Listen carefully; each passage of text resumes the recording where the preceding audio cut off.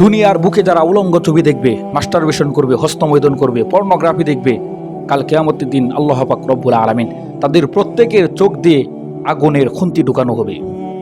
এজন্য যুবকরা সাবধান হয়ে যাও। আজ যত মোবাইলের মধ্যে যত উলঙ্গ, বেহায়াপনা, অশ্লীল নারীর যত ছবি আছে সমস্ত ছবি ডিলিট করে দাও।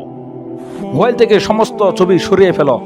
কারণ আল্লাহ পাক রব্বুল আলামিন বলেন, কদ আফলাহাল মুমিনুন, মুমিনরা সফল হয়েছে। আর মুমিন তারাই, ওয়াল্লাযীনা হুম লিফুরুজিহিম হাফিজুন, যারা তাদের যৌবনকে হেফাজত করলো, যারা তাদের লজ্জাস্থানকে হেফাজত করলো। পবিত্র কোরআনে আল্লাহ আরো বলেন, কুল্লিল মুমিনিনা ইয়াগুদ্দু মিন আবসারিহিম, যারা মুমিন তারা যেন তাদের চোখকে নিম্নগামী করে রাখে। এজন্য সে তো মুমিন নয় যে সে যৌবনকে হেফাজত করতে পারলো না। সে তার যৌবনকে অবহেলাই করে বিভিন্ন খারাপ দৃশ্য দেখে, রবট দেখে, প্লাস্টিক দেখে তার যৌবনটাকে সে নষ্ট করে ফেললো। এজন্য যুবক ভাইয়েরা আজকে থেকে শপথ গ্রহণ করো, মোবাইলের মধ্যে যত উলঙ্গ ছবি আছে, যত বেহায়া অসভ্য নারীর যত ছবি আছে সমস্ত ছবি ডিলিট করে দাও।